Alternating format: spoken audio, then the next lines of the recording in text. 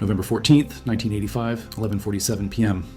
Vienna, Austria, the Café Schwarzenberg. A man sits alone at a corner table, his coffee untouched, growing cold.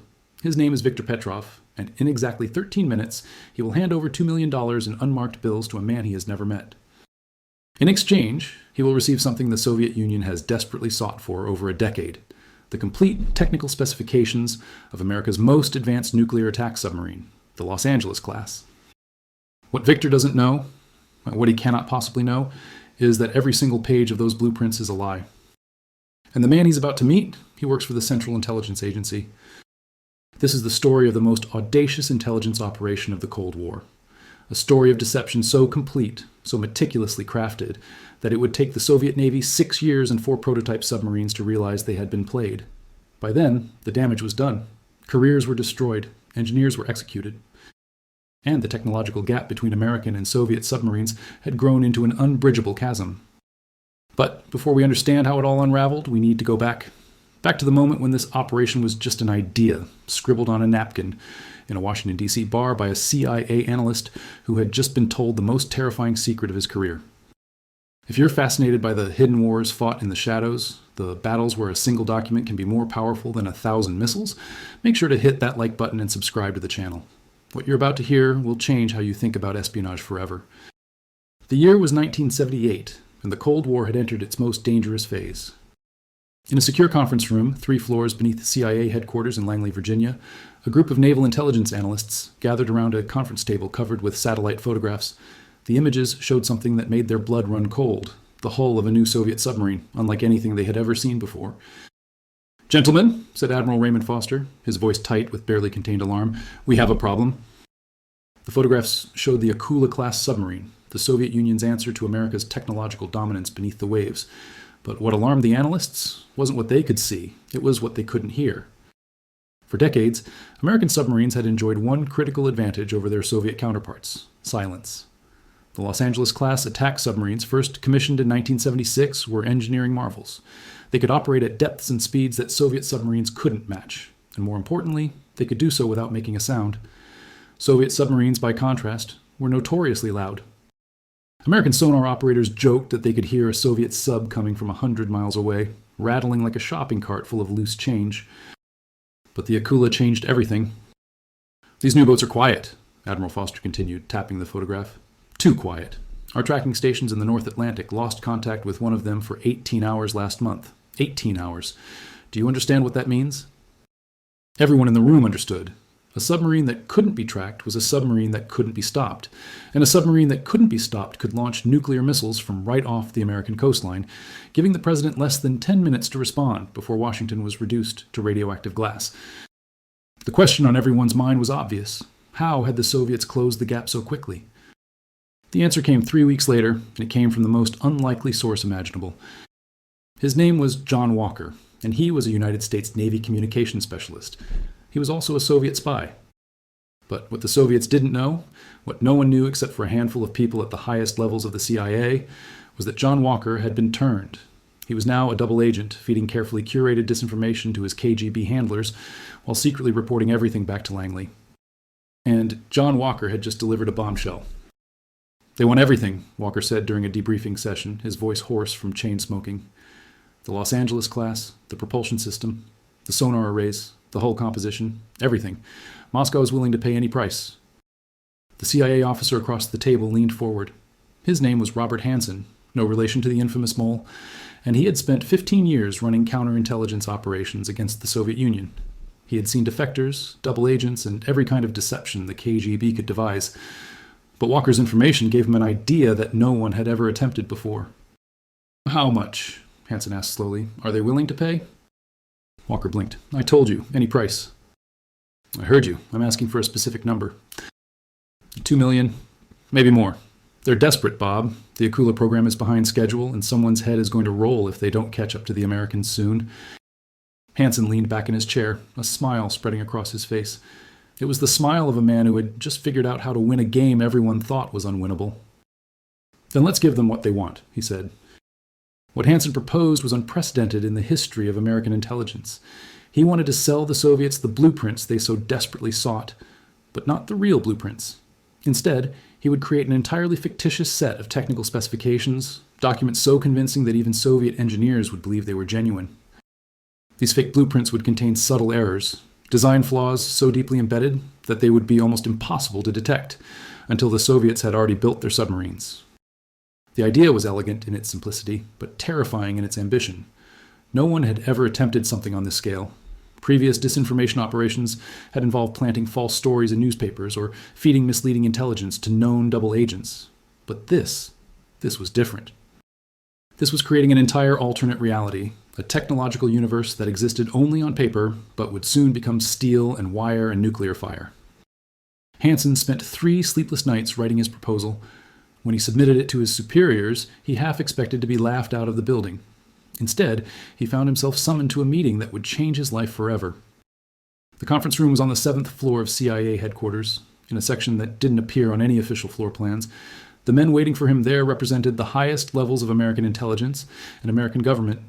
There was an admiral whose name Hansen recognized from newspaper headlines. There was a senator who had chaired the Intelligence Committee for the past decade. And there was a quiet man in the corner who never introduced himself, but whose presence seemed to make everyone else nervous. Mr. Hansen, the admiral said without preamble, your proposal is either the most brilliant piece of strategic thinking I've ever seen, or it's completely insane. I haven't decided which yet. With respect, sir, Hansen replied, his voice steady despite his pounding heart, it's both, and that's exactly why it will work. The discussion that followed lasted 4 hours.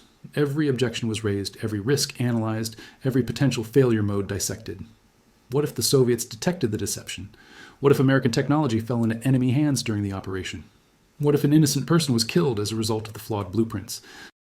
It was the quiet man in the corner who finally spoke, silencing everyone else in the room. Do it, he said. 2 words, that was all. No one questioned him. No one asked for clarification or justification. The quiet man stood and left the room, and Hansen never saw him again. Years later, when he was finally able to research the meeting, Hansen discovered that no record of it existed. The conference room had been swept for bugs before and after. The attendees had signed nothing, acknowledged nothing, committed nothing to paper. Operation Ghost was born in shadow, and in shadow it would live. The operation would serve 2 purposes. First, it would set the Soviet submarine program back by years, perhaps decades. Every submarine they built using the fake specifications would be flawed from the keel up. Second, and perhaps more importantly, it would allow the CIA to track exactly how Soviet intelligence operated. By monitoring which details appeared in Soviet submarine designs, American analysts could trace the flow of information and identify other spies within the U.S. defense establishment. But there was a problem, a massive problem. Creating convincing fake blueprints for a nuclear submarine wasn't like forging a passport or faking a bank statement. It required expertise that only a handful of people in the world possessed. The documents would need to be technically coherent, detailed enough to fool Soviet engineers who had spent their entire careers studying submarine design. A single obvious error could expose the entire operation. Hansen needed the best, and the best was a man named Dr. Marcus Webb. Dr. Webb had spent 23 years working for General Dynamics Electric Boat Division, the company that built the Los Angeles-class submarines. He knew every weld, every pipe, every circuit board in those vessels. He had personally overseen the design of the S-6G nuclear reactor that powered them. And now, at 61 years old, he had just been diagnosed with terminal lung cancer. The meeting took place in Webb's hospital room at Johns Hopkins, 3 days after his diagnosis. Hansen arrived alone, carrying a briefcase full of classified documents and a proposal that would give Webb's final months a purpose beyond anything he had ever imagined. The room smelled of antiseptic and dying flowers. Medical equipment beeped softly in the corner, tracking vital signs that were slowly declining. Webb was propped up in bed, a newspaper crossword puzzle abandoned on his lap, when Hansen entered. Dr. Webb, my name is Robert Hansen. I work for the government. I know who you work for, Mr. Hansen. Webb's voice was weaker than his reputation suggested, but his eyes were sharp as scalpels. CIA, Directorate of Operations, Counterintelligence. You think I spent 30 years building submarines for the Navy without learning how to read a badge? Hansen smiled. He was beginning to like this man. You want me to do what? Webb asked, after Hansen had explained the operation. Create a lie, Hansen said simply. The most important lie in the history of naval warfare. A lie that will protect American sailors for generations. A lie that will ensure the Soviet Union never catches up to us beneath the waves. Webb was silent for a long moment, staring at the ceiling tiles. Outside the window, a cardinal landed on the branch of an oak tree, its red feathers brilliant against the gray November sky. Webb watched it for what seemed like an eternity. When he spoke again, his voice had changed. There was something hard in it now, something determined, something that sounded like a man who had just found a reason to keep fighting. How long do I have? 6 months, ideally. The Soviets are getting impatient. Webb laughed, a dry, rattling sound that turned into a cough. A nurse appeared in the doorway, concerned, but Webb waved her away. The doctors give me 4, but I've never missed a deadline in my life, Mr. Hansen. I don't intend to start now. He reached out his hand and Hansen shook it. The grip was surprisingly strong. Oh, one condition, Webb said. When this is done, when the Soviets build their submarines and discover what we've given them, I want someone to tell my children what their father did. Not the details, just that he served his country, that his life meant something. Can you promise me that? I can promise you that your work will matter more than you can possibly imagine, Hansen replied. As for the rest, that's above my pay grade. Webb smiled, a ghost of the grin that had once charmed colleagues and intimidated competitors in equal measure. That's the most honest thing anyone from the government has ever told me. When do we start? What happened over the next 5 months would become one of the most closely guarded secrets in American history. Working from a secure facility in rural Maryland, Dr. Webb assembled a team of 6 engineers, all of them handpicked, all of them sworn to absolute secrecy under penalty of treason. Together, they created what they called the Ghost. The facility was a converted farmhouse on 300 acres of woodland, surrounded by a fence that looked like ordinary agricultural fencing, but was actually electrified and monitored by motion sensors. To the outside world, it was a corporate retreat for a pharmaceutical company. In reality, it was the birthplace of the most sophisticated deception operation in history. The team worked in shifts around the clock. Webb, despite his deteriorating health, was there every day, poring over blueprints and calculations, arguing with engineers half his age about metallurgical specifications and propulsion dynamics. He survived on coffee, painkillers, and pure, stubborn determination. And we're not just making mistakes, Webb explained to his team during one late-night session. Any fool can make mistakes. We're making specific mistakes.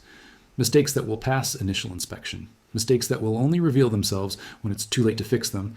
Mistakes that will cascade, building on each other until the entire system fails. It was an art form, really, creating a document that was 99% accurate and 1% catastrophic. The challenge wasn't in the deception itself. It was in making the deception undetectable. The Ghost was a complete set of technical specifications for the Los Angeles-class submarine. It included propulsion system diagrams, sonar array schematics, hull composition analyses, and thousands of pages of supporting documentation. To the untrained eye, it was indistinguishable from genuine classified material. But the Ghost contained 37 deliberate errors. Some were obvious, at least obvious to someone who knew what to look for. The propulsion shaft alignment specifications were off by 3 degrees, an error that would cause catastrophic vibration at high speeds. The reactor cooling system contained a design flaw that would lead to overheating under sustained operation. Other errors were more subtle. The sonar array frequencies were slightly mistuned, reducing effective detection range by nearly 40%. The whole composition formula contained trace elements that would accelerate metal fatigue, shortening the submarine's operational lifespan by a decade or more. But the most elegant error was invisible until the submarine was actually built and tested. The noise-dampening specifications, the very feature that made American submarines so quiet, were carefully calibrated to actually amplify certain frequencies. Any submarine built according to these plans would sound to American sonar operators like a brass band playing underwater. Dr. Webb died on March 15, 1979, 3 weeks after completing the Ghost. He never saw his creation put to use, but the operation he made possible was just beginning. The problem now was delivery. The Soviets weren't stupid. If the blueprints simply appeared out of nowhere, they would immediately suspect a trap. The documents needed to arrive through channels the KGB trusted, from sources they had cultivated for years. This is where Viktor Petrov enters our story. Petrov was a mid-level KGB officer assigned to the Soviet trade delegation in Vienna. His official job was monitoring Western economic developments. His real job was recruiting spies. For 3 years, Petrov had been cultivating a source he believed was a disgruntled employee at a defense contractor in Connecticut. The source, who called himself Falcon, had been providing low-level classified information, shipping schedules, personnel files, budget documents. Nothing spectacular, but enough to keep Moscow interested. What Petrov didn't know was that Falcon didn't exist. He was a fiction created by the CIA, a carefully constructed legend designed specifically for this moment. In September 1985, Falcon contacted Petrov with stunning news. He had gained access to something big, something the Americans would kill to protect. The complete technical specifications of the Los Angeles-class submarine. Petrov was immediately suspicious. It was too good to be true. Informants at Falcon's level didn't just stumble across documents of that magnitude. Why now? Petrov demanded during a clandestine meeting in a Vienna park. Why suddenly this? The man playing Falcon, a CIA officer named Thomas Garrett, who had spent 6 months perfecting his cover, had a story ready, a story that exploited every vulnerability the CIA knew Petrov possessed. My daughter, Garrett said, his voice cracking with carefully rehearsed emotion. She needs surgery, a procedure that costs more than I'll make in my entire life. The company's insurance won't cover it. I've been passed over for promotion 3 times because I don't have the right last name or go to the right country club. America has given me nothing. Why should I give it anything in return?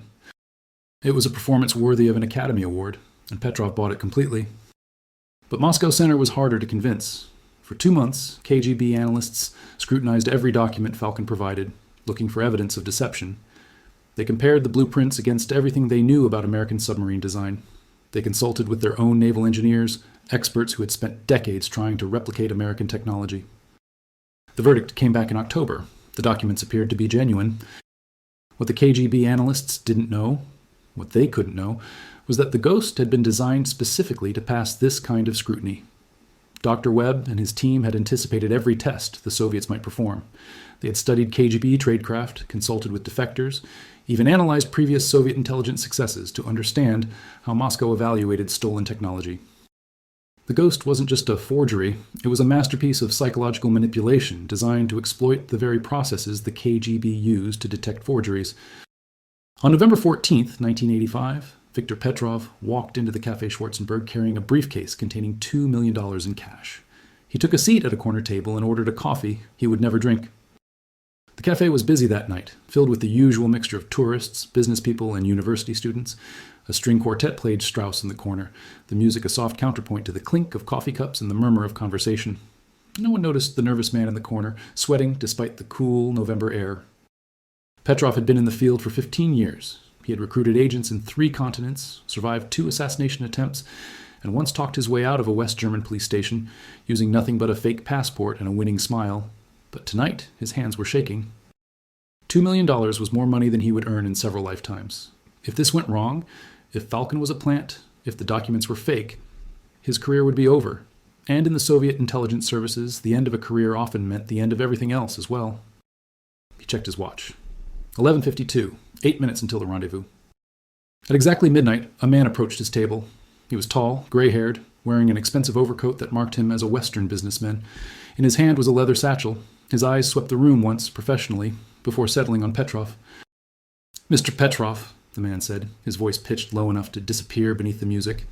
I believe you have something for me. No names were exchanged, no pleasantries. Petrov slid the briefcase across the table. The man opened it, thumbed through the stacks of bills, hundreds and fifties, unmarked, non-sequential, and nodded. Then he handed over the satchel. Pleasure doing business, he said. And then he was gone, disappearing into the Vienna night like a ghost dissolving at dawn. Petrov sat motionless for a full 5 minutes after the man left. His coffee grew cold. The string quartet finished their Strauss and moved on to Mozart. Around him, life continued as if nothing had happened. But everything had happened. Everything had changed. Petrov didn't open the satchel. He didn't need to. Within hours, its contents would be on a diplomatic flight to Moscow, where teams of engineers would begin the work of translating stolen American technology into Soviet weapons. What none of them understood was that they had just paid $2 million for their own destruction. The first Soviet submarine built using the Ghost specifications was laid down in 1987. It was designated Project 971, codenamed Akula by NATO. But this wasn't the original Akula that had so alarmed American intelligence in 1978. This was something different, something worse. The engineers at the Severodvinsk shipyard noticed problems almost immediately.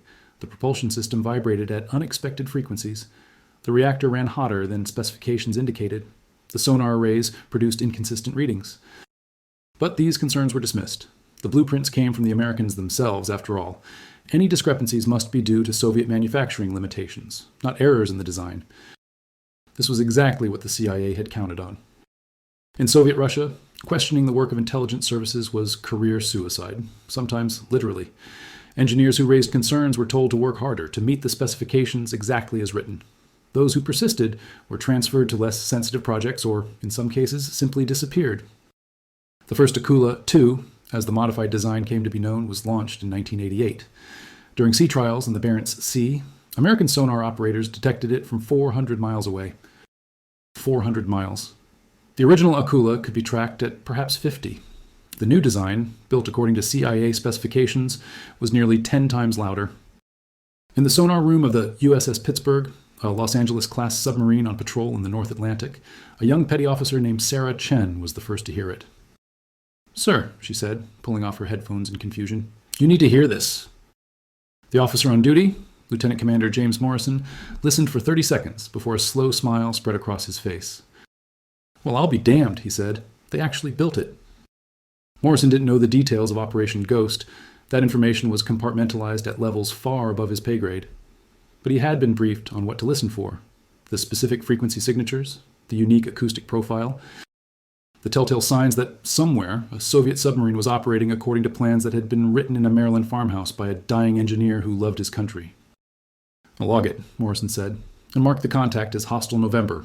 We're going to be hearing a lot more of these." He was right. Over the next 4 years, the Soviet Navy would build 7 Akula II submarines, each one louder than the last, each one a billion-dollar monument to the greatest intelligence operation in history. But the damage went far deeper than noisy submarines. The reactor cooling flaw, defect number 12 in Dr. Webb's original specifications, began manifesting in 1990. 3 submarines experienced cooling system failures during deep-water operations. One of them, the K-284, was forced to surface in the middle of the North Atlantic with a partially melted reactor core. The incident was hushed up by Soviet authorities, but American intelligence knew exactly what had happened. They had designed it to happen.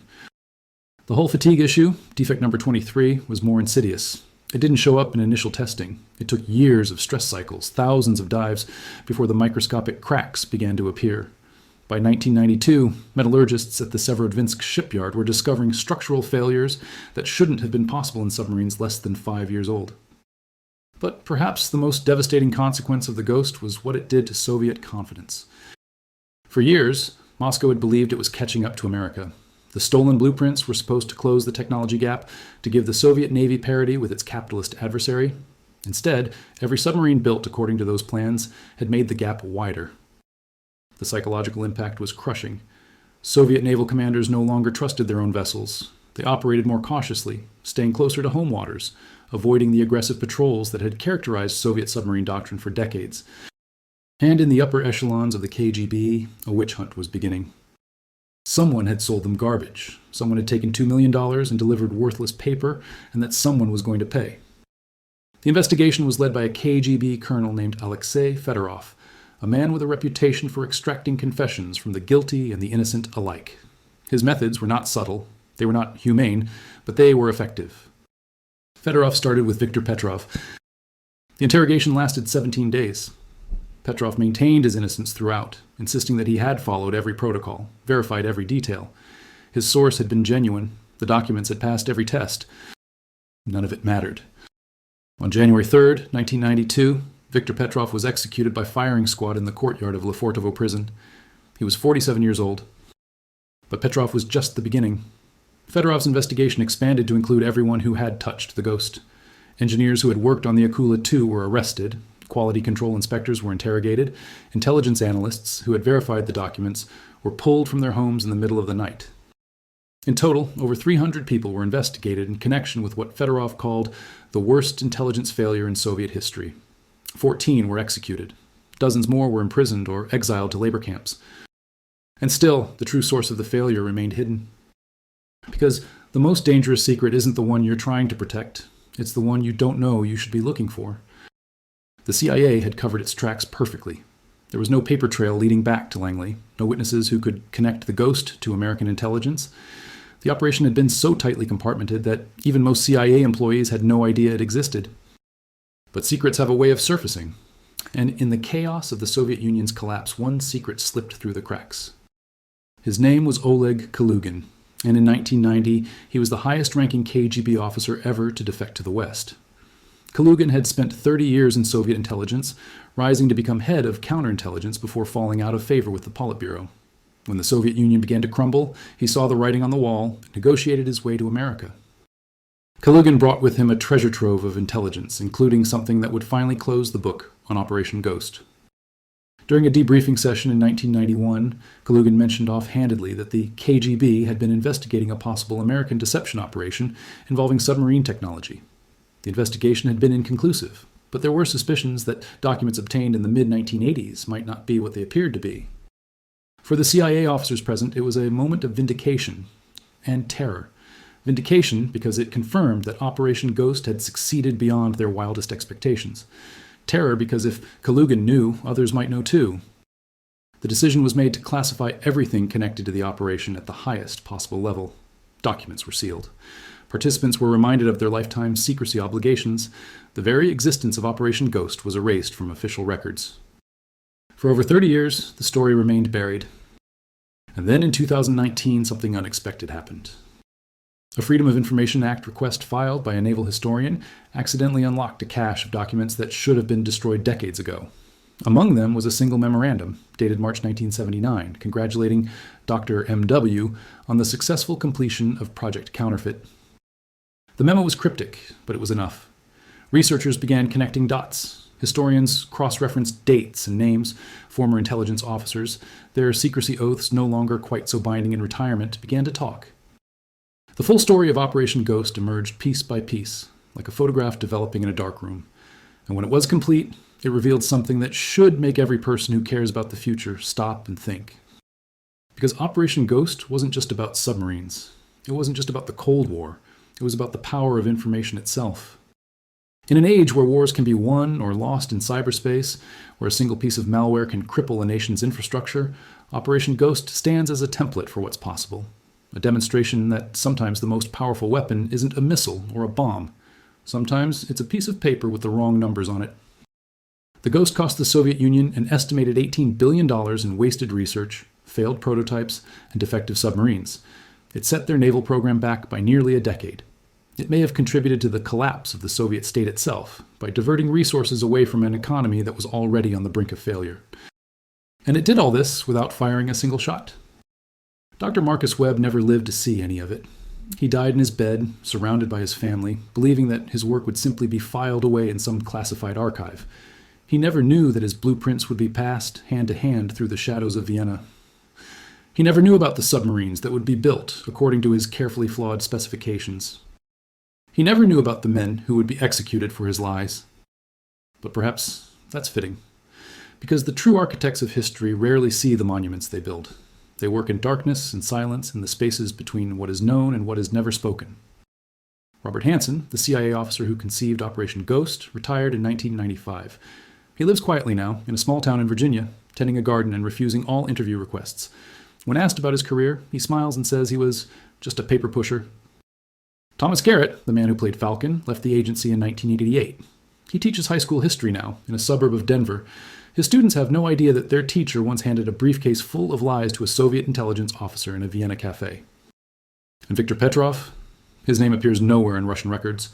His family was told he died of natural causes. His grave, if he has one, is unmarked.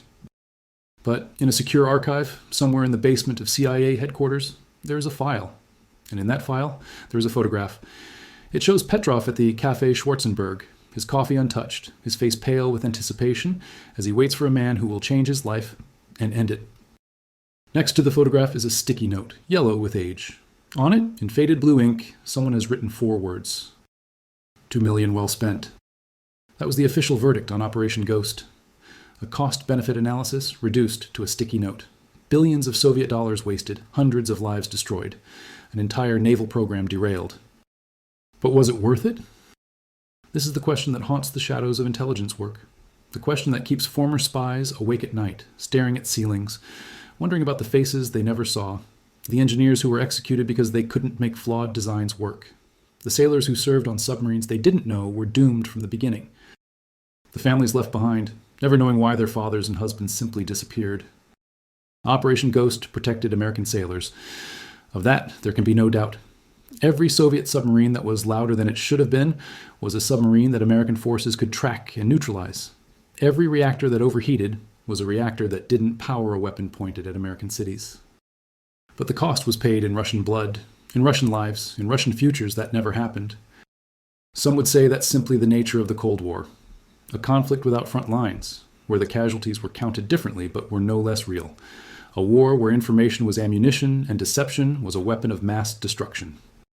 Others would say that no strategic advantage can justify deliberate murder by proxy, that designing a flaw you know will kill people makes you responsible for those deaths, regardless of what flag they served under.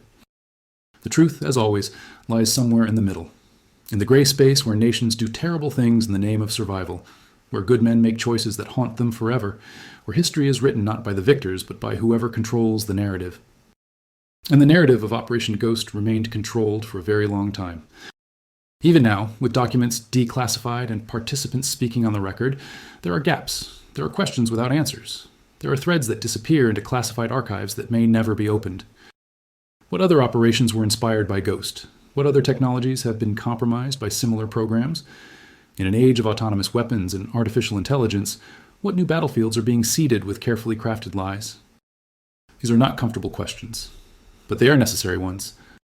Because the lesson of Operation Ghost isn't just historical, it's prescient. In a world where information travels at the speed of light, where nation-states wage constant cyber warfare, where the line between truth and falsehood has never been blurrier, the techniques pioneered in that Maryland farmhouse have only become more powerful. Every time you read about a nation's technology program mysteriously failing, ask yourself, was it incompetence or was it sabotage? Every time a rival country's weapon system doesn't perform as expected, ask yourself, did they build it wrong, or did someone design it that way? The ghost is still walking, and in the halls of intelligence agencies around the world, it has many names and many faces. Dr. Marcus Webb would have understood. In his final days, working 18-hour shifts despite his failing body, he wasn't just designing a submarine, he was designing a new kind of weapon. A weapon made of nothing but paper and lies. A weapon that would kill without sound, destroy without trace, and win a war that no one would ever officially acknowledge was being fought. He died believing he had served his country, and by any measure he had. But the men who died in Lefortovo prison courtyard believed they were serving their country too. The engineers who slaved over impossible specifications believed they were protecting the motherland. The sailors who served on submarines they didn't know were compromised believed they were defending their homes and families. Everyone believed they were doing the right thing, and that, perhaps, is the greatest tragedy of all. History doesn't have heroes and villains. It has people making choices with incomplete information under pressures they can barely articulate for reasons they don't fully understand. And sometimes those choices echo through decades, leaving ripples that touch lives that were never supposed to be part of the story. Viktor Petrov's daughter, if she existed, if she wasn't simply part of the CIA's legend, would be in her 40s now, old enough to wonder about her father, old enough to ask questions that no one will answer, old enough to feel the weight of a history she was never told. And somewhere in Russia, there are families who still don't know why their fathers and grandfathers disappeared in the early 1990s. They know only that someone made a mistake, someone was blamed, someone paid the price. They don't know that the mistake was designed in Maryland.